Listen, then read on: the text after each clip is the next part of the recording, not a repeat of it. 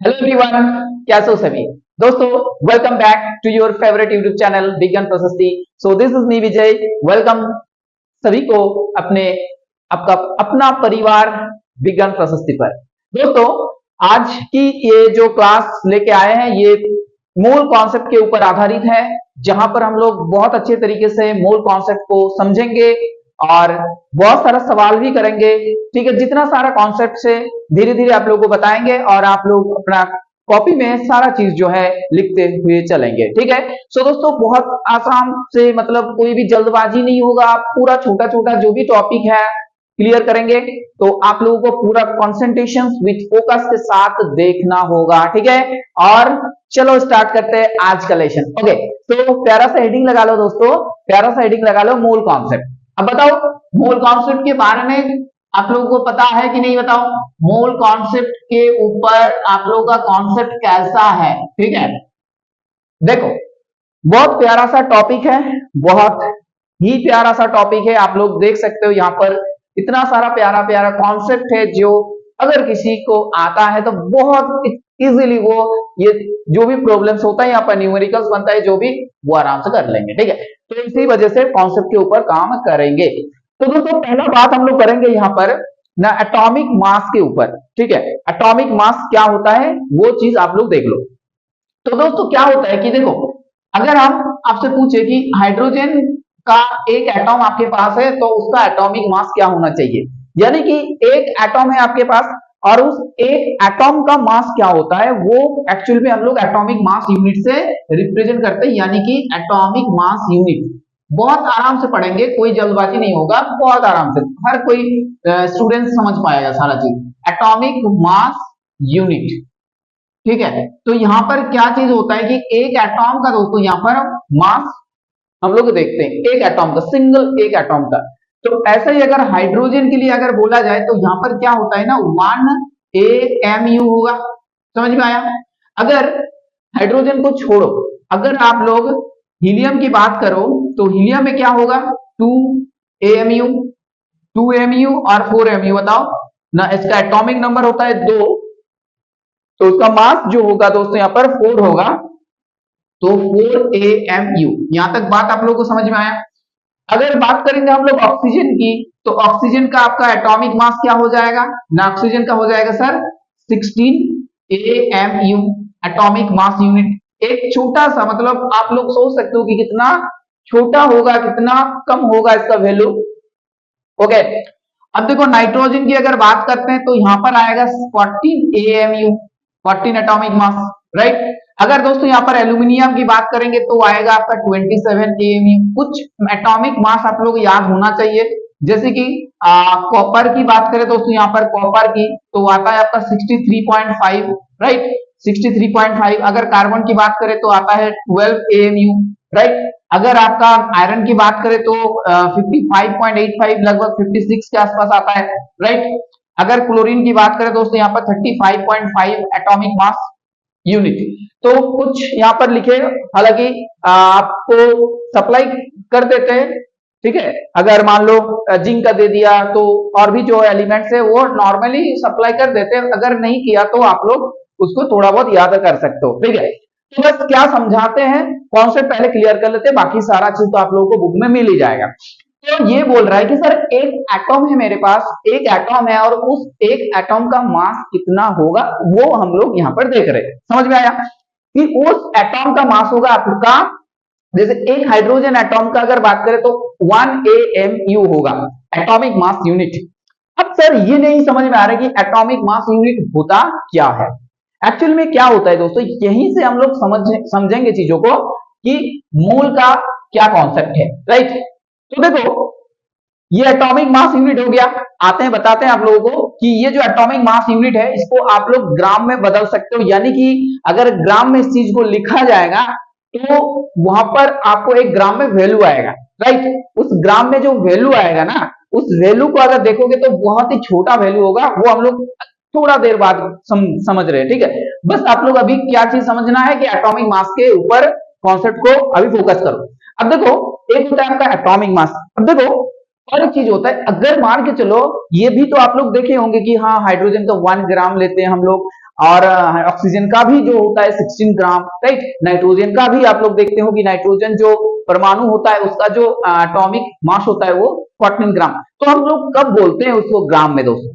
तो देखो बहुत आसान सा कॉन्सेप्ट है, अगर हम लोग इस एटॉमिक मास यूनिट को ग्राम में बोले, जैसे बोल सकते हैं ना ग्राम में, अभी एमयू बोल रहे, तो अगर उस चीज को बोला गया कि हाँ ग्राम में बोलो, तो उसी वाला चीज को अगर हम लोग ग्राम में बोले, उसको ग्राम में बोले, तो डेफिनेटली उस चीज को हम लोग क्या बोलेंगे फिर ग्राम एटॉमिक मास। समझ में आया कितना आसान सा कॉन्सेप्ट? देखो तो अगर मान के चलो उस एटॉमिक मास यूनिट को दोस्तों ग्राम में बोला जा रहा है, किस यूनिट में बोलोगे आप लोग? ग्राम में बोलोगे। तो मेरे प्यारे स्टूडेंट्स क्या समझ में आ रहा है आप लोगों को कि इस चीज को ग्राम में बोलना है? तो ग्राम में अगर बोलोगे तो क्या होगा? ग्राम एटॉमिक मास। क्या आ जाएगा फिर? ग्राम एटॉमिक मास।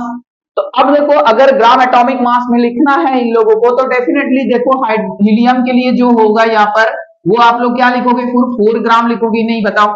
अगर मान के चलो नाइट्रोजन के लिए लिखना है तो 14 ग्राम लिखेंगे। समझ में आया? अगर मान के चलो कि एल्यूमिनियम के लिए लिखना है तो 27 ग्राम लिखेंगे। समझ में आया? अगर मान के चलो कि क्लोरीन के लिए लिखना है तो 35.5 ग्राम लिखेंगे। तो जो भी मतलब यूनिट है वो अभी ग्राम में लिख रहे हैं। बस इतना तक काफी है आप लोगों के लिए। तो क्या है, ग्राम एटॉमिक मास के ऊपर जो है चर्चा अभी हम लोग किए, इसको थोड़ा आप लोग नोटिस करना है, अच्छे से लिखना है कॉपी में कि ग्राम एटॉमिक मास सर ने समझा है तो ये इंपॉर्टेंट है, तो इसको लिख के रखें, ठीक है। और उसको पूरा सर्कल कर दो, एक रेक्टेंगुलर बॉक्स बना दो। अब देखो नेक्स्ट काम करते हैं हम लोग, मॉलिक्यूलर मास के ऊपर आते हैं। तो एक बात मेरे को पहले बताओ आप लोग कि मॉलिक्यूल सर कैसे बनेगा ना, मॉलिक्यूल कैसे बनेगा ना, एटॉम को कंबाइन करने से मॉलिक्यूल बनेगा। जैसे अगर हाइड्रोजन एटॉम को कंबाइन करेंगे हम लोग, मान के चलो आपके पास एक हाइड्रोजन एटॉम है और एक हाइड्रोजन एटॉम लिए, तो डेफिनेटली उन लोगों के बीच में बॉन्ड बना और एक हाइड्रोजन मॉलिक्यूल बन गया, राइट। बहुत सिंपल सा कॉन्सेप्ट है, हाइड्रोजन मॉलिक्यूल बन गया। तो क्या होता है अगर हम लोग ये करें कि मॉलिक्यूलर मास कैलकुलेट करें, ठीक है, मॉलिक्यूलर मास अगर कैलकुलेट करें, मॉलिक्यूलर मास तो क्या कैसे मिलेगा? तो ऑब्वियसली मॉलिक्यूलर मास कैसे मिलेगा ना, मॉलिक्यूल में जो एटॉम कॉन्स्टिट्यूट करते हैं, ठीक है, मॉलिक्यूल को जो बनाते हैं, जो पार्टिकल्स मॉलिक्यूल को बनाते हैं उस पार्टिकल्स को ले लेंगे, राइट। जैसे कि यहाँ पर एटॉम मिलके ये चीज बन रहा है, कभी देखेंगे हम लोग कि आयंस मिलके भी बन रहा है, तो बस वो इंडिविजुअल जितना भी आयंस का इन्वॉल्वमेंट हो रहा है और एटॉम्स का इन्वॉल्वमेंट हो रहा है, बस उसी चीज को क्या है लिखना है और ऐड कर देना है। समझ में आया? जैसे यहाँ पर हाइड्रोजन मॉलिक्यूल बना है, तो अगर मॉलिक्यूलर मास ऑफ हाइड्रोजन को बोला जाए तो क्या करेंगे, यहाँ पर 2 हाइड्रोजन एटॉम है तो एक hydrogen atom plus 1 hydrogen atom. अब इसका देखो आप लोगों को पता है क्या, 1 AMU, और इसका भी क्या होता है 1 AMU। तो हाइड्रोजन मॉलिक्यूल का आपका मॉलिक्यूलर मास हो गया 2 AMU। ऐसे ही अगर बात करें हम लोग किसी और चीज का तो समझ में आएगा आप लोगों को, जैसे कि मान लो एमोनिया की बात करेंगे, तो एमोनिया में सर क्या होगा ना, एमोनिया में आपके पास कितना एटॉम है टोटल ना, 4 एटॉम है। एक तो आपके पास नाइट्रोजन एटॉम होगा और 3 जो है हाइड्रोजन एटॉम रहेगा। देख लो आप लोग यहाँ पर दिख रहा है। तो क्या है कि नाइट्रोजन के लिए नाइट्रोजन लिखो और हाइड्रोजन 3 है, तो ऐसे ही आप लोगों को 3 हाइड्रोजन लिखना है। तो हर एक का क्या करना है, इंडिविजुअली आपको ऐड करना है और टोटल जब करेंगे तो ये पूरा पूरी मॉलिक्यूल के लिए रहेगा। तो नाइट्रोजन के लिए आपके पास 14 AMU होगा, उसके बाद 3 हाइड्रोजन के लिए क्या होगा 1 + 1 + 1, तो अगर टोटल करोगे तो 17 आएगा। और इसका यूनिट हम लोग अभी क्या लिख रहे हैं AMU, यानी कि एक सिंगल यहाँ पर एमोनिया की बात हो रहा है, एक सिंगल। यहाँ पर समझो आप लोग बहुत अच्छे तरीके से कि सर आपने क्या बोला कि यहाँ पर एक की बात हो रही है, मतलब सिंगल जो है एमोनिया मॉलिक्यूल की बात यहाँ पर हो रहा है, सिंगल एमोनिया की बात यहाँ पर कर रहे हैं हम लोग। ये चीज आप लोगों को ध्यान रखना है थोड़ा, ठीक है। अब देखो ये जो मॉलिक्यूलर मास होता है ना, ये मॉलिक्यूलर मास अगर हम लोग ग्राम में प्रकाशित करें, ग्राम में अगर इसको लिखे तो डेफिनेटली इसको क्या बोलेंगे, gram molecular mass. Exactly same as that gram atomic mass, जैसे हम लोग देखे थे कि एटॉमिक मास को ग्राम में लिखे थे तो उसको ग्राम एटॉमिक मास बोल दिए। अब इसी हिसाब से अगर मॉलिक्यूलर मास को अगर हम लोग ग्राम में इसको लिखे, ग्राम में रिप्रेजेंट करें, तो डेफिनेटली उसको हम लोग क्या बोलेंगे ना, ग्राम मॉलिक्यूलर मास के हिसाब से देखेंगे, ठीक है, ग्राम मॉलिक्यूलर मास। ये चीज समझ में आया आप लोगों को? तो देखो यहाँ पर अगर NH3 का ग्राम मॉलिक्यूलर मास आप लोगों को बोला जाए तो क्या होगा, आप लोग क्या लिखोगे ना, डेफिनेटली आप लोग जो लिखोगे यहाँ पर वो आपके पास रहेगा 17 ग्राम। समझ में आया, 17 ग्राम। अगर वाटर की बात करें तो वाटर के लिए देखो क्या होगा, यहाँ पर वाटर तीन टोटल एटॉम लेके वाटर बनेगा दोस्तों। तो यहाँ पर क्या है कि दो हाइड्रोजन एटॉम के लिए दो प्लस ऑक्सीजन के लिए 16, तो यहाँ पर आपको क्या मिल जाएगा 18 ग्राम, यानी कि वाटर मॉलिक्यूल का ग्राम मॉलिक्यूलर मास क्या होगा 18 ग्राम होगा। राइट, यहाँ पर बात समझ में आया आप लोगों को। अब देखो यहाँ से क्या सवाल बनेगा, यहाँ से आप लोगों को पूछा जाएगा कि कोई भी जो है एक मॉलिक्यूल गिवन रहेगा, उस मॉलिक्यूल का मोलिकुलर मास बताओ। ठीक है, अगर ग्राम बोले तो ग्राम में लिखना होगा आप लोगों को, और अगर नॉर्मल बोले तो AMU लिख देना, कोई दिक्कत नहीं होगा। जैसे कि अब देखो कुछ मॉलिकुलर फार्मूला भी आना चाहिए आप लोगों को। अगर एक सवाल आपसे पूछ रहे हैं हम, जैसे कि मान के चलो कि H2SO4 का जो है आपका मॉलिक्यूलर मास कैलकुलेट करना है, तो कैसे करेंगे सर? देखो पहले तो आप लोग देखो कि H2SO4 में क्या क्या जो है एटॉम्स प्रेजेंट है। राइट, तो दो हाइड्रोजन है यहाँ पर, तो 2 हाइड्रोजन है, प्लस आपके पास देख रहे हो यहाँ पर एक सल्फर एटॉम प्रेजेंट है, तो उसको भी लेना होगा। और यहाँ पर 4 ऑक्सीजन एटॉम है, तो उसको भी ऐड करना होगा, यानी कि आपके पास जो है 4 ऑक्सीजन है। अब देखो यहाँ पर मास, एटॉमिक मास इंडिविजुअली पता होना चाहिए आप लोगों को, इसलिए बोले कि आप लोगों को अगर गिवन रहेगा, सप्लाइड रहेगा क्वेश्चन पेपर में, तो दिक्कत नहीं होगा। अगर नहीं दिए वहां पर सप्लाइड होगा तो डेफिनेटली आप लोगों को ये चीज याद रखना होगा। तो दो हाइड्रोजन के लिए क्या होगा, यहाँ पर 2 लिखेंगे, प्लस अब देखो सल्फर का जो होता है ना, वो होता है आपका 32। सल्फर का क्या होता है यहाँ पर दोस्तों 32 होता है, और 4 इंटू 16 मतलब आपका क्या हो जाएगा 64। तो देख सकते हो आप लोग यहाँ पर जो आएगा वैल्यू वो 98 AMU आएगा। अगर हम लोग एक सिंगल H2SO4 की बात करते हैं तो यहाँ पर AMU लिखेंगे। अगर ग्राम मॉलिक्यूलर मास में बोला जा रहा है तो डेफिनेटली यहाँ पर GMM, जो अगर ग्राम मॉलिक्यूलर मास जो होगा यहाँ पर, वो हम लोग क्या लिखेंगे ना, फॉर H2SO4 मॉलिक्यूल इतना ग्राम लिखेंगे। तो यही कॉन्सेप्ट है, बस यही कॉन्सेप्ट को आप लोगों को अप्लाई करना है।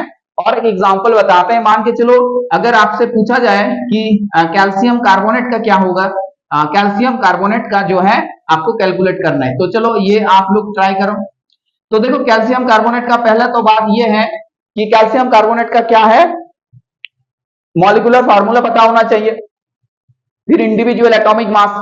तो देखो कैल्शियम क्या क्या प्रेजेंट है यहाँ पर, पहला बात करेंगे तो कैल्शियम प्रेजेंट है, उसके बाद कार्बन प्रेजेंट है। अब देखो यहाँ पर 3 ऑक्सीजन प्रेजेंट है, 1 ऑक्सीजन, 2 ऑक्सीजन और 3 ऑक्सीजन। तो ऐसे में क्या करना है आप लोगों को, पहले एटॉम में उसको लिखना है कि एटॉम क्या क्या एटॉम्स में प्रेजेंट है, क्या क्या एटॉम्स का लेके वो चीज कंस्टिट्यूट कर रहे हैं। तो डेफिनेटली यहाँ पर देख पा रहे हो कि कैल्शियम है, एक कार्बन है, एक ऑक्सीजन है, एक ऑक्सीजन है और एक ऑक्सीजन, मतलब 3 ऑक्सीजन है। तो यहाँ पर देखो लिखो, तो कैल्शियम का एटॉमिक मास होता है आपका 40 होता है, उसके बाद यहाँ पर 12, और यहाँ पर 3 इंटू 16 मतलब 48। तो लगभग आपको अगर इसको ऐड करना है तो क्या आ जाएगा ना, 100 के बराबर आ जाएगा। तो ये एटॉमिक मास यूनिट हो गया अगर एक सिंगल कैल्शियम कार्बोनेट की बात हम लोग करते हैं तो। और अगर मान के चलो कि अगर हम लोग ग्राम में लिखे तो इसको ग्राम लिख देंगे फिर, ठीक है। तो ग्राम एटॉमिक मास यूनिट फिर हो जाएगा कैल्शियम कार्बोनेट का। तो आशा करते हैं आप लोगों को एटॉमिक मास, ग्राम एटॉमिक मास, मॉलिक्यूलर मास, ग्राम मॉलिक्यूलर मास के ऊपर कॉन्सेप्ट को क्लियर कर पाए। तो आगे हम लोग बढ़ते हैं और इसी चीज को एक्सटेंड करते हैं और भी मोल के साथ इसको ऐड करते हैं, कैसे मोल के साथ इसका कॉन्सेप्ट को ऐड करते हैं, ठीक है। तब तक थोड़ा जस्ट आप लोग लिख लो, कैमरा सही है कि नहीं देख लेते हैं एक बार। हाँ पूरा सही है एकदम, बहुत अच्छे से चल रहा है सारा चीज। अच्छा अब देखो दोस्तों क्या है कि हर एक बात को अच्छे से समझे हम लोग, कोई दिक्कत नहीं होगा। बस आप लोग अपना धैर्य जो है बनाए रहो और टॉपिक को सीखते चलो वन बाय वन करके, ठीक है। अब आते हैं यहाँ पर मूल कॉन्सेप्ट के ऊपर बात करने। तो देखो मूल कॉन्सेप्ट का बहुत सारा डाउट रहता है बच्चों के बीच में कि सर मूल कॉन्सेप्ट क्या होता है, क्या होता है, क्या होता है। तो देखो मूल कॉन्सेप्ट होता है दोस्तों, पहला तो बात यह है कि अगर बहुत सारे यूनिट के बारे में हम लोग को पता है, तो अमाउंट ऑफ किसी भी सब्सटेंस में कितना मतलब सब्सटेंस है, ठीक है। अमाउंट ऑफ सब्सटेंस की जो यूनिट होता है ये आप लोग बचपन में पढ़े हो क्या, 5-6 में, ठीक है। तो वहां पर आप लोगों को ये पता था कि अमाउंट ऑफ सब्सटेंस की जो यूनिट होता है वो हम लोग मोल के हिसाब से लिखते हैं, ठीक है। ये क्या है दोस्तों, न अमाउंट ऑफ सब्सटेंस की जो ये यूनिट है, amount of substance, amount of substance amount of substance की जो है ये यूनिट है। ये बात क्लियर हुआ आप लोगों को? जैसे देखो हर एक चीज का यूनिट होता है कि नहीं बताओ, जो भी फिजिकल क्वांटिटी है यूनिट के हिसाब से देखते हैं। अब देखो इसको अगर नंबर में सोचे हम लोग, तो आप लोगों को ये पता होगा कि एक डॉजन में जो होता है वो 12 आता है, राइट। एक डॉजन में क्या आता है ना, कोई भी चीज एक डॉजन में अगर बात करें तो उसमें 12 की नंबर में आएंगे, आएंगे कि नहीं बताओ? एक डॉजन में अगर बात करें हम लोग तो उसमें क्या आएगा ना, क्या आएगा बताओ? एक डॉजन की अगर बात करें तो 12 के नंबर में आएंगे, राइट। अगर ऐसा ही अगर हम लोग बात करें दोस्तों कि एक डॉजन को आप लोगों को जैसे पता है 12 होता है, वैसे ही अगर ग्रॉस की बात करें, ग्रॉस की बात करें तो 1 ग्रॉस किसके बराबर होगा? ठीक है, 1 ग्रॉस जैसे 144 के नंबर में आता है। मान लो आपके पास जो है एक डॉजन जो है अंडा है, राइट, तो उसका मतलब क्या है, आपके पास 12 अंडा है, समझ में आया। और एक ग्रॉस अगर है तो 144 है नंबर में। तो ऐसा ही अगर एक मोल है किसी भी चीज का, एक मोल है, तो इस बात को बहुत ध्यान से समझो, कोई भी चीज एक मोल में प्रेजेंट है तो वो भी कुछ नंबर में वहां पर प्रेजेंट होगा। बस इसी चीज को समझ लो, उस नंबर को याद कर लो। उस नंबर को अभी हम लोग लिखेंगे यहाँ पर कि एक डॉजन इजिकल्स टू 12 होता है, एक ग्रॉस इजिकल्स टू 144 होता है, तो एक मोल के बराबर में भी एक नंबर को हम लोग लिखते हैं जिसको एवोगाड्रो नंबर के हिसाब से जाना जाता है, 6.022 इंटू 10 टू द पावर 23। ये बात समझ ली आप लोग कि वही चीज जो है वो इतना नंबर में प्रेजेंट रहेगा। अब देखो कॉन्सेप्ट को और भी अच्छे तरीके से क्लियर करते हैं। मान के चलो आपके पास जो है कोई भी सब्सटेंस है, कोई भी चीज है, ये जो मार्कर है मान लो ये 1 मोल है, तो उसका मतलब है अगर आप देखोगे तो इतना संख्या में वो मार्कर प्रेजेंट रहेगा। आपके पास अगर मान के चलो 1 मोल 1 मोल क्या है, 1 रुपया का जो है कॉइन है, ठीक है। तो आपके इसका मतलब है कि आपके पास इतना सारा 1 रुपया का कॉइन प्रेजेंट है। तो कोई भी चीज जो है वो 1 मोल में प्रेजेंट है, उसका मतलब है कि ये इतना नंबर में प्रेजेंट रहेगा। समझ में आया? ओके। अब देखो ये क्या क्या चीज हो सकता है, कुछ एग्जांपल के साथ बोलेंगे तो ये चीज बहुत अच्छे से तैयार हो जाएगा आप लोगों का। जैसे कि 1 मोल अगर ये बोले कि 1 मोल कॉइन, ठीक है, तो उसका मतलब है ये नंबर को हम लोग Na से लिखते हैं, तो बार बार ये नंबर नहीं लिखेंगे।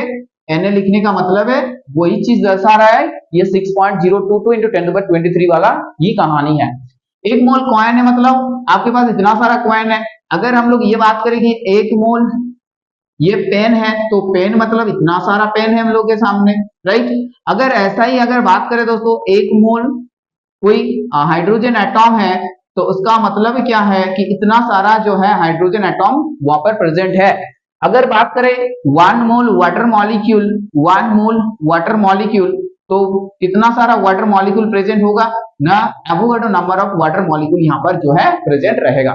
ये बात को समझ लिए आप लोग कि मोल का कॉन्सेप्ट क्या होता है। ये वैसा ही होता है कि कोई एक नंबर होता है जिस नंबर को हम लोग एवोगाड्रो नंबर के हिसाब से जानते हैं, पहचानते हैं, एवोगाड्रो नंबर होता है, एवोगाड्रो नंबर। और इस नंबर को आप लोगों को ध्यान देना है, ठीक है। तो कोई भी जो है दोस्तों अगर ये नंबर में प्रेजेंट होता है तो उसका मतलब है वो 1 मोल में प्रेजेंट है। कोई भी सब्सटेंस जो है अगर इस नंबर में प्रेजेंट है तो वो 1 मोल के हिसाब से बोला जाएगा। समझ में आया? तो नंबर के हिसाब से हम लोग तो देख लिए, मोल को समझ लिए। अब देखो जो एटॉमिक मास के ऊपर अभी बात कर रहे थे हम लोग, तो एटॉमिक मास को अगर ग्राम में लिखेंगे तो ग्राम एटॉमिक मास आया। अगर मॉलिक्यूलर मास को हम लोग ग्राम में लिखेंगे तो ग्राम मॉलिक्यूलर मास आया। तो कहीं ना कहीं उस ग्राम मॉलिक्यूलर मास के साथ ग्राम एटॉमिक मास के साथ मोल को हम लोग टेली कर सकते हैं। जैसे ग्राम एटॉमिक मास अगर मान के चलो हम बोले कि 1 ग्राम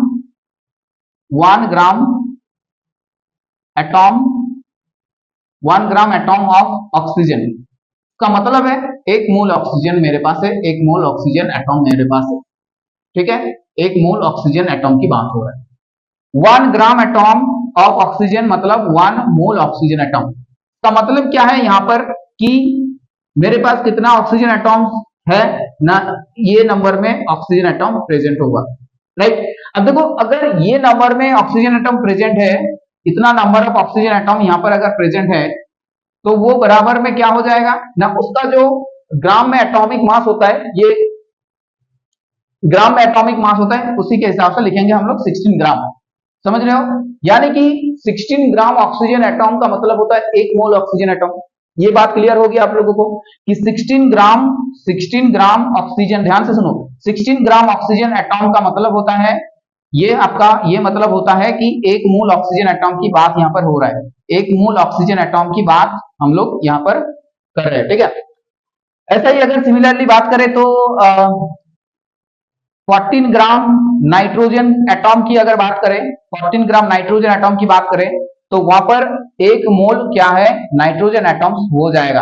1 मोल नाइट्रोजन एटॉम्स वहां पर हो जाएगा, राइट। तो ऐसा ही आप लोग समझ सकते हो कि मोल का मतलब क्या है, उसका जो एटॉमिक मास होता है उस चीज को अगर हम लोग ग्राम में लिख दें वही चीज। समझ में आया? तो यहां से बहुत सारा सवाल बनेगा, आप लोगों को ध्यान रखना है कि वो पूछा जाएगा कि 5 ग्राम में 5 ग्राम ऑक्सीजन एटॉम मतलब कितना मोल, ऐसा करके, और कितना नंबर में प्रेजेंट होगा।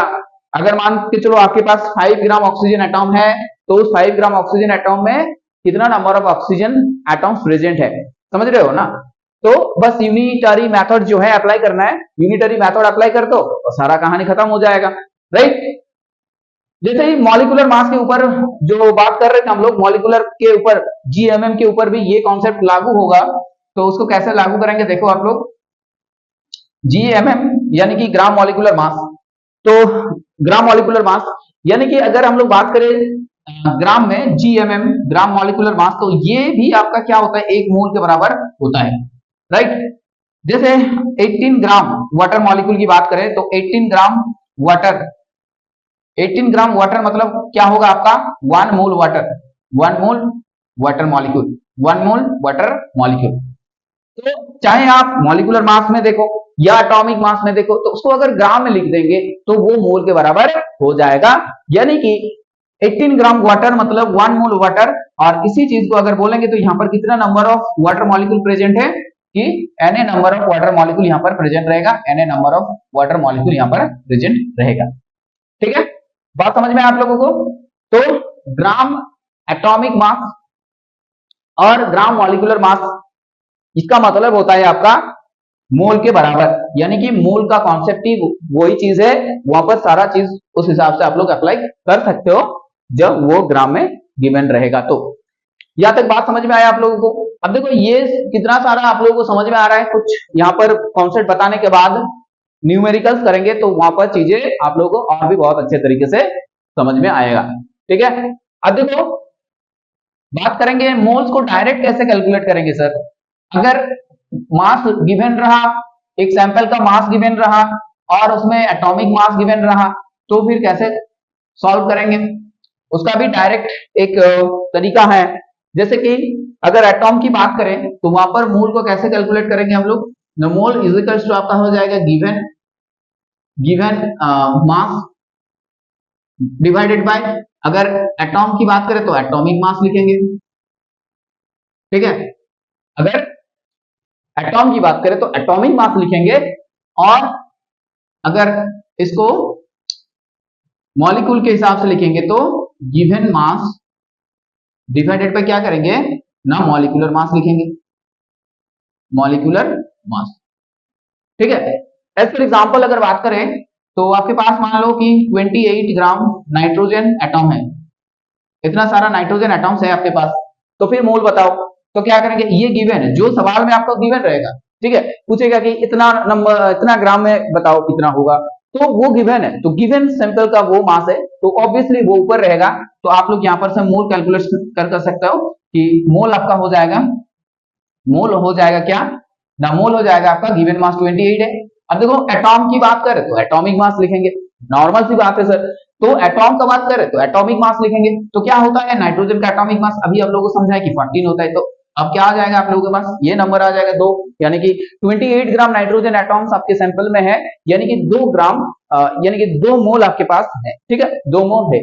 अब देखो अगर 90 ग्राम वाटर पूछा है, 90 ग्राम वाटर मॉलिक्यूल का एक सैंपल है आपके पास, देन पूछ रहा है कि बताओ इसमें जो है आप कितना मोल प्रेजेंट है, ठीक है, इसको क्या करना है, मोल में ले जाना है। तो डेफिनेटली यहाँ पर जैसे कि वाटर है, ये क्या है, पहले बात बताओ, एक कि वाटर क्या है, एक मॉलिक्यूल है और ये तो एक एटम है। तो सर ये तो बहुत सिंपल है, ये तो एक मॉलिक्यूल, यानी कि ये वाला फार्मूला यहाँ पर एप्लीकेबल होगा, राइट। तो यहाँ पर मोल कैलकुलेट कर लेंगे बहुत आसान तरीके से हम लोग। मोल क्या हो जाएगा आपका, देखो जो गिवन मास होगा वो ऊपर रहेगा, क्या हुआ, वो गिवन मास जो रहेगा वो ऊपर रहेगा, हमेशा जो सवाल में आपका गिवन रहेगा वो ऊपर है, लिखोगे आप लोग, समझ में आया। अब देखो जब वो चीज ऊपर लिख रहे हैं, अब वाटर का जो मॉलिक्यूलर मास होता है वो आप लोग अलग से कैलकुलेट कर लो, H2O यानी कि 2H प्लस O, तो यहाँ पर 18 आएगा निकल के। तो ये कैलकुलेशन करने के बाद आपके पास जो आंसर आएगा वो 5 मोल के बराबर आ जाएगा, समझ में आया। यानी कि 90 ग्राम वाटर का मतलब है मोल। तो कोई भी चीज को अगर हम लोग मोल में कन्वर्ट कर रहे हैं तो बहुत आसान तरीके से सवाल को सॉल्व कर सकते हो। अगर देखो आपको अगर ये पूछा जाएगा यहाँ से कि 90 ग्राम वाटर में कितना वाटर मॉलिक्यूल रहेगा, समझो कि 90 ग्राम वाटर में कितना वाटर मॉलिक्यूल प्रेजेंट रहेगा, तो ऑब्वियसली बात है कि एक मोल में आपका एवोगाड्रो नंबर ऑफ रहता है, तो ये चीज निकल के आया मोल 5 मोल, तो 5 मोल मतलब 5 इंटू एवोगाड्रो नंबर में वो सारा चीज प्रेजेंट रहेगा, मतलब वाटर उसका नंबर में प्रेजेंट रहेगा वाटर मॉलिक्यूल। बस इस हिसाब से सवाल को सॉल्व कर सकते हो आप लोग, ठीक है। यहां से आपको ये पूछेगा ना कि नंबर बता दो, number of water molecule present, water molecule, तो बस कॉन्सेप्ट तो वही है, कॉन्सेप्ट तो वही है, ठीक है। नंबर अगर बात करें तो 5 इंटू क्या हो जाएगा एवोगाड्रो नंबर, यानी कि 6.022 इंटू 10⁻23, बस इसको कैलकुलेशन कर लेना, आंसर आ जाएगा आपके पास। यही चीज है, बस इतना तक समझना है आप लोग। अब देखो और एक कॉन्सेप्ट आता है यहाँ पर कि सर गैसीय सिस्टम जब हो जाएगा तब क्या करेंगे। गैसीय सिस्टम जब हो जाएगा ना, तो एक चीज ध्यान रखना है आप लोगों को कि एवोगाड्रो लॉ क्या बताते हैं, कि एवोगाड्रो लॉ ये बताते हैं कि एट एसटीपी यानी कि स्टैंडर्ड टेम्परेचर प्रेशर, ठीक है, एट एसटीपी में क्या होता है, equal volume of all gases having equal number of molecule. समझ में आया चीज, क्या बोले कि एट एसटीपी जो होता है दोस्तों, ये एसटीपी होता है क्या, एट एसटीपी ना equal volume of all gases having equal number of molecule। यहां पर मॉलिक्यूल की बात करेंगे हम लोग, इक्वल नंबर ऑफ मॉलिक्यूल्स। देखो ये मॉलिक्यूल्स होगा ना, तो ये एटम्स होगा ना, तो आयंस होगा, यहाँ पर मॉलिक्यूल्स होगा, समझ में आया। ये मॉलिक्यूल्स के हिसाब से लिखेंगे, यानी कि एटम्स के फॉर्म में नहीं लिखेंगे, मॉलिक्यूल्स के हिसाब से लिखेंगे, राइट, मॉलिक्यूल्स रहेगा यहाँ पर।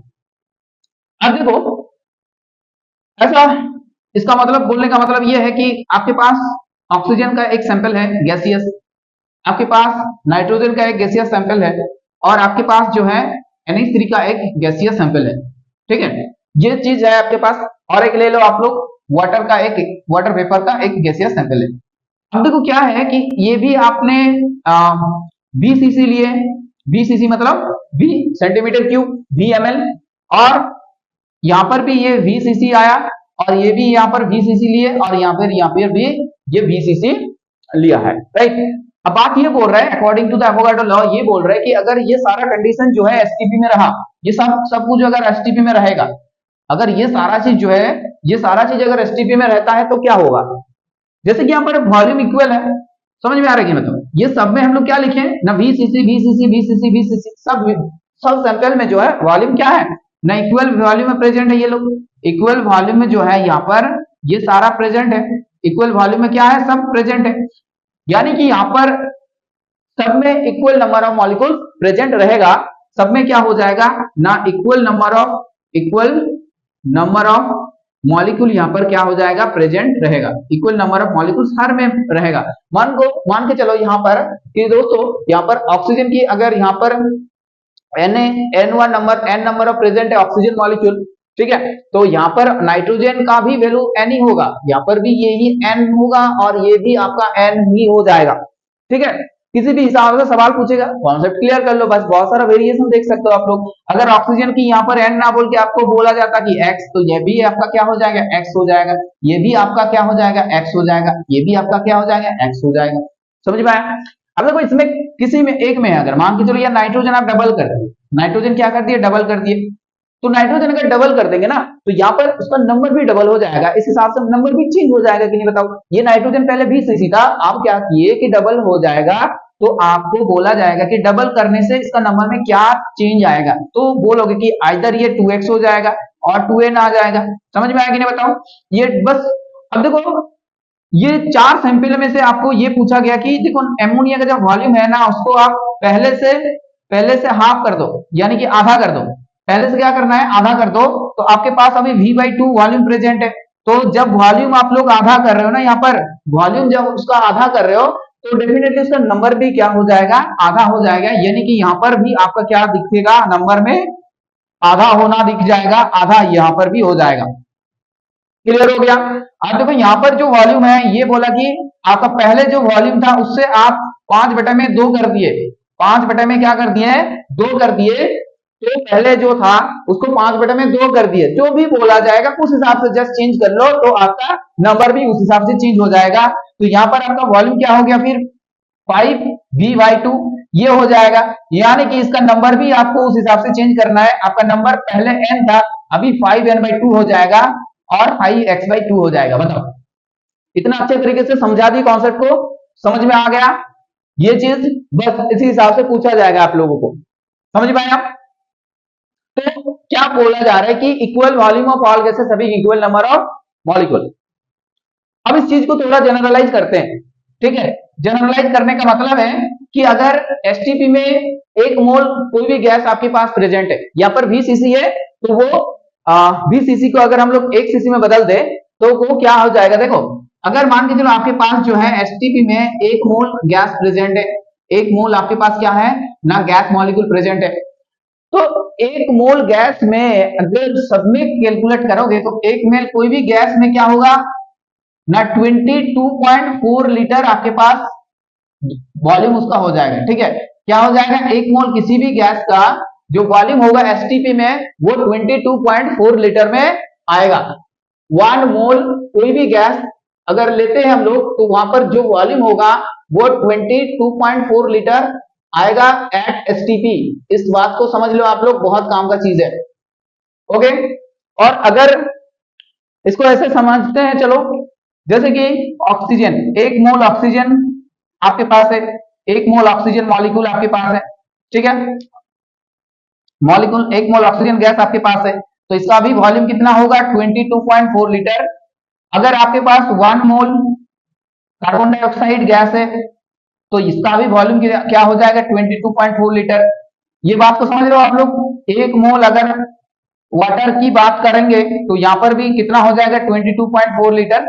ओके, अब देखो 22.4 लीटर मतलब होता है कि अगर सीसी में बोले तो 22,400 इतना एमएल बोलो या सीसी बोलो, और चाहे तो सेंटीमीटर क्यूब बोलो, सब सेम है। ठीक है, और लीटर के साथ क्या इक्वल होता है ना, डीएम क्यूब, ठीक है, डेसीमीटर क्यूब, ये आपका लीटर के साथ बराबर होगा। तो चाहे तो डीएम क्यूब लिखा रहे वो लीटर समझेंगे, और चाहे लीटर रहा तो लीटर तो समझेंगे ही। ये बहुत आराम से सीख गए हो आप लोग, कोई दिक्कत वाली बात नहीं है। अब देखो यहाँ पर लीटर है तो लीटर को अगर एमएल में बदल दे, लीटर को अगर एमएल में बदल दे तो क्या करेंगे 1000 से इंटू कर देंगे। और यहाँ देखो एक चीज कंफ्यूज नहीं होना है कि एमएल बोलो चाहे सीसी बोलो चाहे सेंटीमीटर क्यूब बोलो, सब सिमिलर टर्म है, कोई दिक्कत वाली बात नहीं होना चाहिए। समझ में आ रहा है आप लोगों को? समझ में आ रहा है कि नहीं बताओ? क्लियर है सारा चीज? कॉन्सेप्ट पकड़ो, पहले कॉन्सेप्ट बना लो, उसके बाद क्वेश्चंस करेंगे तो डेफिनेटली वहां पर बहुत अच्छा रिजल्ट कर पाओगे आप लोग। अब देखो ये चीज क्लियर हो गया, अब लॉजिक को समझो थोड़ा। 1 मोल की बात हो रहा है सर, 1 मोल, तो अगर इसको O2 गैस 1 मोल ना बोल के क्या हम 32 ग्राम बोल सकते क्या? एकदम ऑब्वियसली बोल सकते हैं। अब आप लोगों को एक चीज समझाते हैं, देखो अब CO2 की बात करें तो यहाँ पर 44 ग्राम भी बोल सकते हैं हम लोग कि आपके पास 44 ग्राम CO2 गैस है। 44 ग्राम क्या है, CO2 गैस है, तो उसका यहाँ वॉल्यूम क्या होगा। और अगर मान के चलो आपके पास 18 ग्राम वाटर है तो उसका वॉल्यूम क्या होगा। सिंपल सी बात है, सब एक ही चीज है। क्लियर है? अब देखो इसको ना किसी भी हिसाब से अगर पूछेगा आपसे कि 0.2 मोल 5 मोल, तो एक चीज पहले आप लोगों को करना होगा, जो है मॉलिक्यूलर मास उसको पता होना चाहिए। ठीक है, मॉलिक्यूलर मास पता होना चाहिए कि इतना मॉलिक्यूलर मास उसका होता है उस सैंपल का, बस वो बराबर कर दो 22,400 ml के साथ। वॉल्यूम अगर कैलकुलेट करते हैं हम लोग उसके बाद जो सैंपल के हिसाब से गिवन रहेगा कि हाँ इतना ग्राम में, फिर क्या वॉल्यूम होगा, बस यूनिमेट्री, नथिंग एल्स। सवाल करेंगे तो और भी अच्छे से क्लियर हो जाएगा सारा चीज। ठीक है, तो ये बात समझ में आ गया आप लोगों को, वॉल्यूम वाला भी क्लियर कर दिए। अब देखो सवाल करेंगे हम लोग, और एक छोटा सा कॉन्सेप्ट है बता देते हैं आप लोगों को। जैसे मास परसेंटेज वाला कैलकुलेशन आता है ना, वो और मोलर रेशियो, वो दो चीज अभी के आज नहीं करेंगे वो, ठीक है, वो मतलब इजी कॉन्सेप्ट है, बट अच्छा बता ही देते हैं। सुनो क्या होता है कि कुछ सैंपल है, जैसे मान के चलो H2SO4, ठीक है, H2SO4 में आपको पूछेगा कि इसमें सल्फर का परसेंटेज क्या है। तो सल्फर का परसेंटेज कैसे कैलकुलेट करोगे, तरीका बता रहे हैं आप लोगों को, कैलकुलेशन आप लोग खुद कर सकते हो। कि पहले बात यह है कि आपको क्या करना है, इसका ग्राम मॉलिक्यूलर मास कैलकुलेट करना है। या तो आप मॉलिक्यूलर मास कैलकुलेट कर लो या ग्राम मॉलिक्यूलर मास कैलकुलेट कर लो, दोनों सेम ही आएगा। अब देखो सल्फर है, तो यहाँ पर एक H2SO4 में आपको देखना होगा कि जिस एटॉम की बात कर रहे हैं, जिस एटॉम की बात कर रहे हैं ना, उस एटॉम का कितना मतलब नंबर में प्रेजेंट है और उसका एटॉमिक मास कितना है। पहला बात क्या देखेंगे कि जो एटॉम की बात कर रहे हैं ना हम लोग, जिस एटॉम की यहाँ पर चर्चा हो रहा है, जिस एटॉम को आपको कैलकुलेट करना है परसेंटेज, तो उस एटॉम कितने नंबर में प्रेजेंट है। अब हर एक एटॉम का एटॉमिक मास होता है, बस उस नंबर से उसको इंटू कर दो। तो यहाँ पर देखो सल्फर की बात हो रही है, तो एक ही सल्फर यहाँ पर एटॉम प्रेजेंट है, तो डेफिनेटली कुछ नहीं करना है, बस सल्फर का एटॉमिक मास लिख दो। सल्फर का जो है एटॉमिक मास लिखना है, atomic mass of the sulphur divided by क्या करना है कि पूरा जो है मॉलिक्यूल के हिसाब से लिखेंगे हम लोग ना, पूरा मॉलिक्यूलर मास जो है यहाँ पर लिखो ना, मॉलिक्यूलर मास इनटू क्या करना है, 100 करना है, इनटू 100 करना है, तो परसेंटेज ऑफ सल्फर यहाँ पर से आप लोगों को मिल जाएगा। जैसे अगर इस सैंपल में देखेंगे तो सल्फर का आपका होता है 32 बटे में क्या होगा 98 इंटू 100, बस इसको कैलकुलेशन कर देना तो आपका परसेंटेज ऑफ सल्फर मिल जाएगा। नहीं क्लियर हुआ, आगे देखते हैं। अगर परसेंटेज ऑफ ऑक्सीजन इसी सैंपल में बोला जाए, इसी सैंपल में अगर परसेंटेज ऑफ ऑक्सीजन बोला जाए तो क्या करेंगे हम ना, परसेंटेज ऑफ ऑक्सीजन से समझे। तो पहले क्या करना है कि ऑक्सीजन एटॉम कितना नंबर में प्रेजेंट है उस सैंपल में पर्टिकुलर, उसको देख लो। तो 4 है, तो 4 है तो ऑब्वियसली 4 है, तो यहाँ पर क्या करेंगे हम लोग 4 ऑक्सीजन लिखेंगे, 4 हो यानी कि 4 इंटू 16, एक ऑक्सीजन एटॉम का कितना होता है 16 होता है, तो 4 इंटू 16 कर दिए। डिवाइडेड बाय क्या करना है आप लोगों को ना, डिवाइडेड बाय करना है, डिवाइडेड बाय करना है क्या ना, पूरा टोटल में जितना होता है यानी कि 98 और इंटू 100 कर दो, बस ये कैलकुलेशन कर लो तो आपके पास जो है आंसर आ जाएगा। हाइड्रोजन को अगर कैलकुलेट करेंगे तो क्या होगा ना, मास परसेंटेज ऑफ यानी कि percentage of this hydrogen of this sample, तो यहाँ पर 2 हाइड्रोजन एटम है, 2 है, डिवाइडेड बाय 98 इंटू 100, राइट। तो इस हिसाब से करेंगे ना तो सारा चीज आप लोगों को सॉल्व हो जाएगा। बस कॉन्सेप्ट बता दिए कैसे करना है। कोई भी सैंपल रहेगा, कोई भी सैंपल रहेगा, कोई भी सैंपल रहेगा, एमोनिया के पास अगर चलते हैं हम लोग, जैसे कि और एक बात कर लेते हैं यहाँ पर तो अच्छे से क्लियर हो जाएगा। तो एमोनिया सैंपल में पूछेगा कि नाइट्रोजन का मास परसेंटेज बता दो, नाइट्रोजन कितना है, तो नाइट्रोजन का परसेंटेज कितना होगा यहाँ पर ना, नाइट्रोजन अकेला कितना होता है ना 14 होता है और टोटल के 17, तो बस इसको 100 से इंटू कर दो तो आपके पास रिजल्ट आ जाएगा। ठीक है, आपके पास जो है यहाँ पर रिजल्ट आ जाएगा, ये आप लोग खुद कर सकते हैं। हर एक सैंपल में, कोई भी सैंपल में पूछेगा, बस उसी हिसाब से करना है, राइट। अगर कैल्शियम कार्बोनेट में, बस हम कॉन्सेप्ट बताने आए हैं यहाँ पर, कॉन्सेप्ट, बाकी तो अपना पढ़ाई तो आप लोगों को खुद करना होगा, राइट। मेहनत तो आप लोगों को करना है, बस राहें दिखा रहे हैं, कॉन्सेप्ट बता रहे हैं, बस वही चीज है।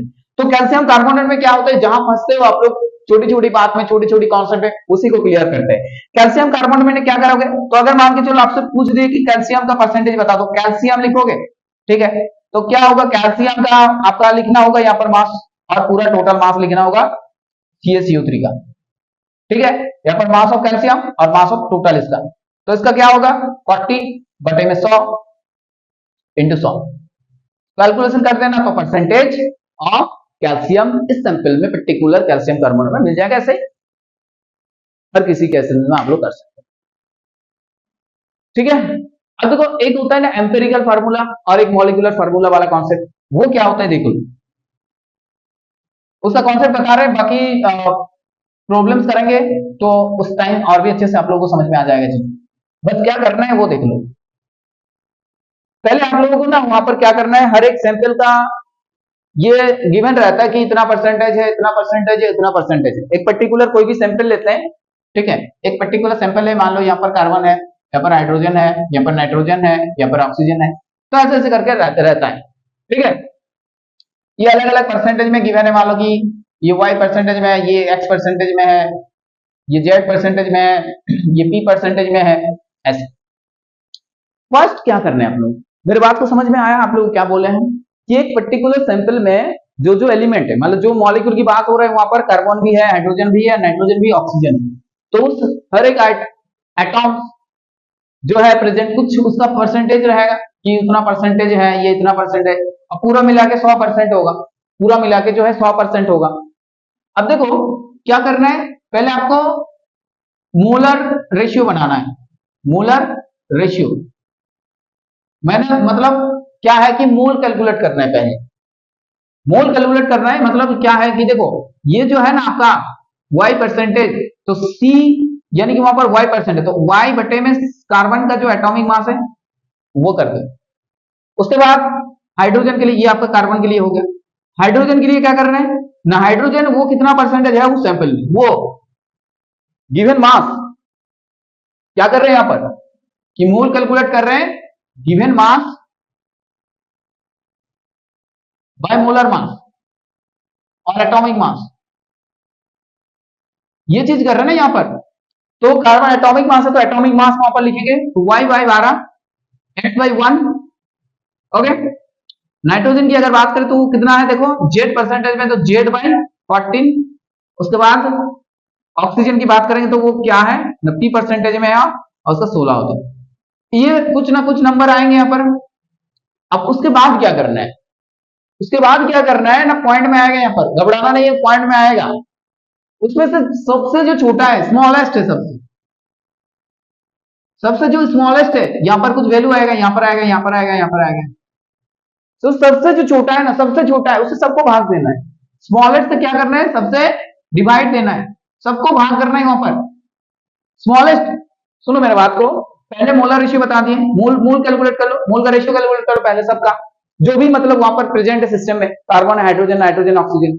अब क्या करना है, उसके बाद कुछ वैल्यू मिलेंगे, उस वैल्यू में से मान लो कि सबसे छोटा जो है, यहाँ पर मान लो नाइट्रोजन के लिए जो वैल्यू आ रहा है कैलकुलेशन करने के बाद वो सबसे छोटा आ रहा है, तो उसको लेके सब में भाग दो, तो क्या आ जाएगा यहाँ पर, और भी बहुत एकदम एक छोटा छोटा और भी पार्ट्स आ जाएंगे, जैसे 1 आ गया, 2 आ गया, 1 आ गया, 2 आ गया, ऐसे ऐसे करके, ठीक है, ऐसे ऐसे करके आ रहे हैं मान लो।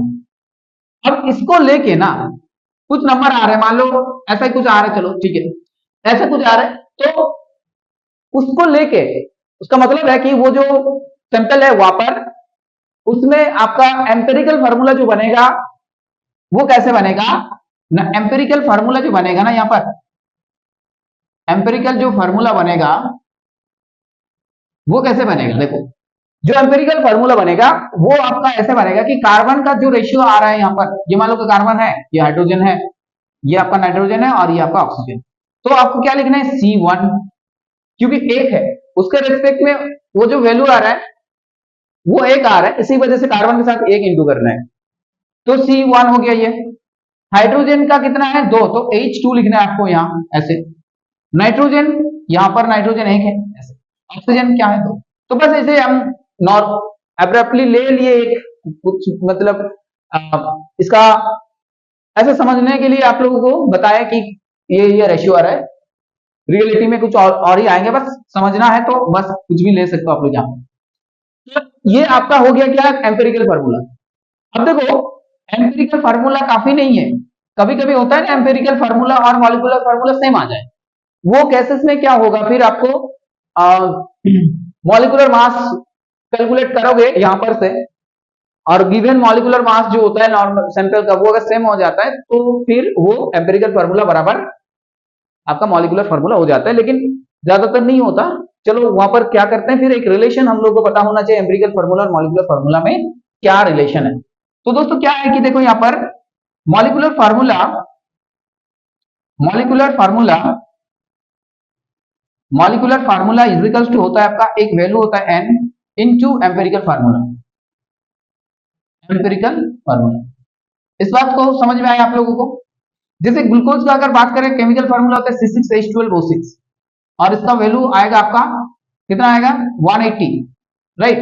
अब देखो अगर इसका छोटा सा रेशियो करेंगे तो 6:12:6 यानी 1:2:1, तो आपका जो एम्पिरिकल फार्मूला आएगा ना यहाँ पर तो आएगा CH2O ये इंटू n इजिकल्स टू आपका 180, यानी कि एम्पिरिकल फार्मूला से जो एम्पिरिकल मास आ रहा है वो चीज into 180 into n equals to 180, ये चीज नहीं समझ में आ रहा आप लोगों को? तो देखो थोड़ा इसमें करो 12 16 2 3, ठीक है 30 आ रहा है तो n इंटू 30 इजिकल्स टू 180, तो n इजिकल्स टू क्या आ जाएगा 6। तो ये नंबर जब मिल जाएगा आपको, ये जब नंबर मिल जाएगा ना तो आप ये कर सकते हो कि मॉलिक्यूलर फार्मूला बना सकते हो by using the empirical formula.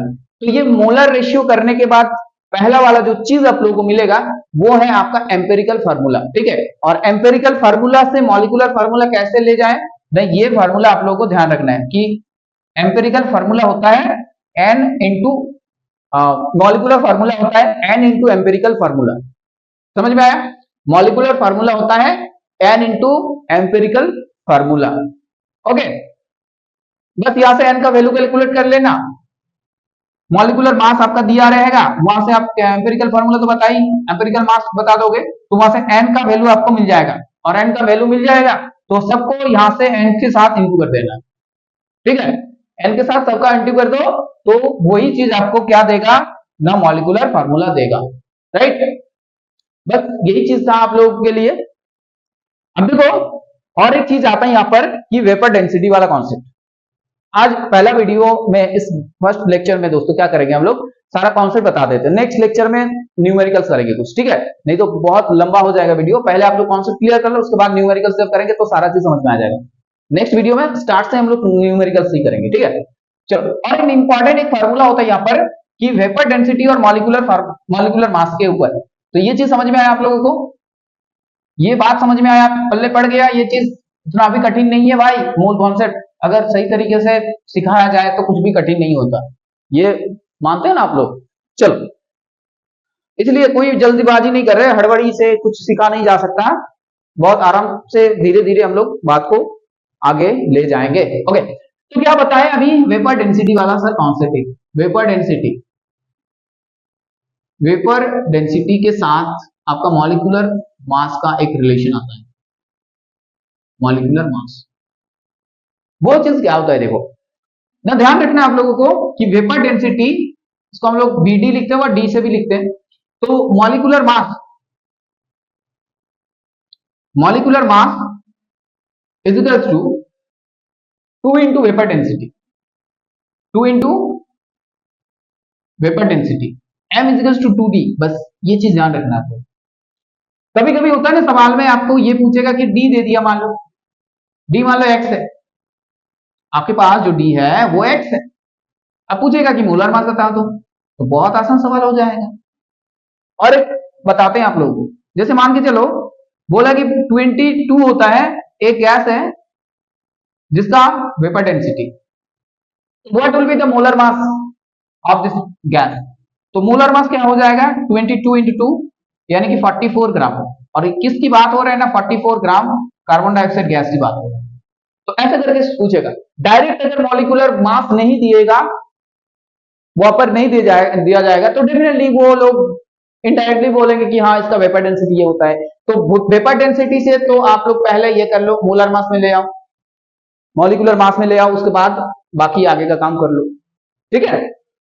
बाकी आगे में जो भी प्रोसेस है दोस्तों उसको परफॉर्म कर लो, लाइक मोल का कैलकुलेट कर लो, उसके बाद अगर नंबर पूछा है तो नंबर ले लो, अगर गैस है, अगर गैस की बात कर रहे तो उस हिसाब से गैस का कितना वॉल्यूम होगा वो चीज कैलकुलेट कर लो, ठीक है। तो ऐसे ही मतलब एक चीज अगर आप लोग को समझ में आ जाता है तो उसमें और भी कुछ चीजें बचता ही नहीं है, सारा चीज आप लोग आराम से कर लोगे। ठीक है, तो कंक्लूजन करते हैं। जो भी चीज पढ़ाए आप लोगों को ध्यान में रखना है, जो चीज कि देखो क्या क्या चीज ध्यान में रखना है। पहला बात तो सर ये ग्राम एटॉमिक मास पढ़े हम लोग, ग्राम एटॉमिक मास ये भी आपका एक मोल के साथ बराबर होगा। मॉलिक्यूलर मास, ग्राम मॉलिक्यूलर मास ये भी आपका मोल के साथ बराबर होगा। ठीक है, मोल मतलब आपका क्या हो जाएगा, मोलर मास इन ग्राम। ठीक है, मोलर मास इन ग्राम। मोल मतलब क्या हो जाएगा, उसमें 6.022 इंटू 10⁻23 वो पार्टिकल्स रहेंगे वहां पर।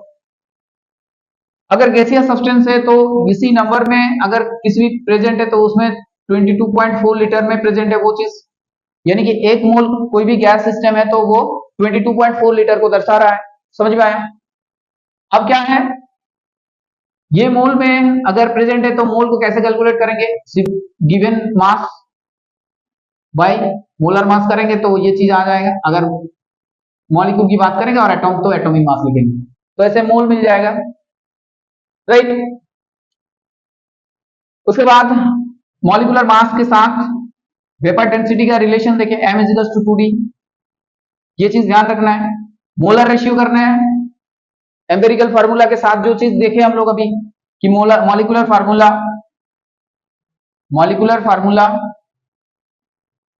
Is equals to n into empirical formula, ये चीज देखे कि नहीं बताऊं। तो बस यही सब चीज था दोस्तों, यही सब चीज था, और कुछ छूट रहा है क्या? तो देखो जितना भी कॉन्सेप्ट बताया आप लोगों को पूरा पढ़ के आना, नेक्स्ट दिन पूरा पढ़ के आना, और जितना भी सवाल करेंगे उस सवाल को मेरे से पहले आप लोगों को करना है। वीडियो को पॉज करना है, पेन पेपर के साथ बैठते हो आप लोग, बस देखो रेगुलरिटी रखना होगा, मेहनत तो करना होगा, तब जाके रिजल्ट अच्छा बनेगा। ठीक है, ऐसा ही नहीं होता दोस्तों, बहुत मेहनत रहता है। ठीक है, जो टॉपर होते हैं ना बहुत मेहनत करते हैं, जो जिन लोगों को अच्छा मार्क्स मिलता है एग्जाम में बहुत मेहनत करते हैं, उसके पीछे बहुत मेहनत होता है। और जो भी चीज ये करता है, जो बहुत शिद्दत के साथ ये चीज करता है तो उसको अच्छा नतीजा मिलता है, अच्छा रिजल्ट होता है उसका, आगे में जाके बहुत अच्छा करता है वो। ठीक है, तो कंसिस्टेंट रहो अपना पढ़ाई में और पूरा हैप्पीली पढ़ाई को करते रहो। ठीक है, इसको बर्डन मत लो कि हाँ नहीं, बर्डन तो नहीं है ना, ये करना होगा, ये मैंडेटरी है। पढ़ाई को आप लोग स्किप नहीं कर सकते, क्योंकि if you want to achieve the great heights in your life you have to do study. पढ़ाई के साथ जुड़ा रहना होगा आप लोगों को, मन से पढ़ाई करना होगा। You know education is the key that only that have the power to unlock your potential। Education ही दोस्तों ये चीज है जो आप लोगों के पास जितना भी पोटेंशियल है उसको अनलॉक कर सकता है, ये की है, एजुकेशन इज द की। ठीक है, वही चाबी है जिसको आपके पास जो पोटेंशियल है उसको इस चाबी से ही खोला जा सकता है, एक ही तरीका है। तो पूरा शिद्दत के साथ, चाहे कितना भी सिचुएशन चारों तरफ, जितना भी मतलब कितना जितना भी आप लोगों को डिस्टर्बिंग चीजें मिल रहा है सबको इग्नोर करो और पूरा फोकस के साथ पढ़ाई करो। ठीक है, कोई दिक्कत नहीं होने वाला, आराम से पढ़ते चलो, जितना मेरे से पॉसिबल हो रहा है वीडियो के थ्रू आप लोगों को कॉन्सेप्ट समझा रहे हैं, बस आप लोग पूरा शिद्दत के साथ इस लेक्चर को समझो, देखो और बुक्स में आप लोग प्रैक्टिस करते जाओ।